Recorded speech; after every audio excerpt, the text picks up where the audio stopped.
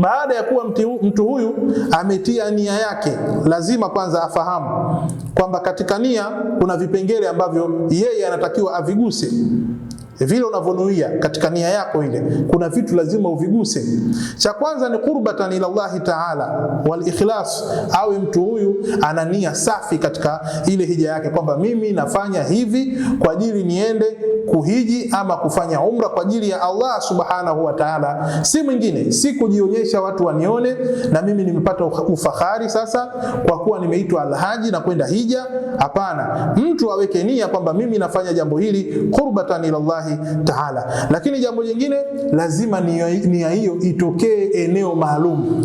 Huwezi kuweka nia ya kuvaa ihramu huko nyumbani, hapana. Lazima ufike Masjid Shajara kama wewe unatokea Madina, kama tulivyosema, na sehemu nyingine Qurun Manazili ya Lamlam, Juhfa, kutokana na wewe unatokea wapi.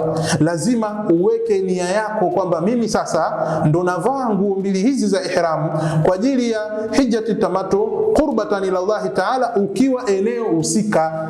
Eneo husika ni lipi? Hapo Masjidi Shajara. Lakini anasema vile vile inavyotakiwa mtu ambaye anafanya jambo hili la kuvaa nguo mbili za ihram, lazima aainishe na vaa nguo mbili hizi za ihram kwa ajili ya umratu at-tamattu au kwa ajili ya hijjatu at-tamattu. Lazima mtu aainishe yeye anakwenda kufanya jambo gani. Hili ni jambo muhimu sana linatakikana. Kwa hivyo jambo la kwanza, kabla hujavaa nguo mbili za ihram, lazima uwe na nia. Nia ikusanye hivyo vitu vitatu.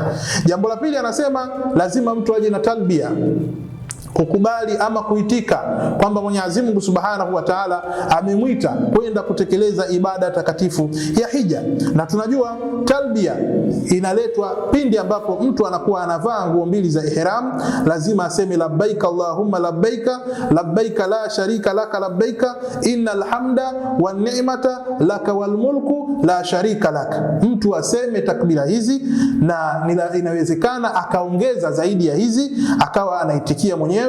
Kwa hivyo ziletwe takbira hizi. Ni jambo ambalo ni muhimu, ni jambo ambalo ni lazima mtu aweze kulifanya, alete hizo talbia. Na imekuja katika fiqhi kwamba mukallafu basi ahakikishe anazileta kwa uzuri hizi takbira. Kunawezekana mtu mwingine hajui ama kuzitamka ni shida, basi ukishakuwa umetia nia ya kwenda hija, hebu anza kujizoesha hizi takbira, zipitishe katika ulimi wako uweze kuzizoea.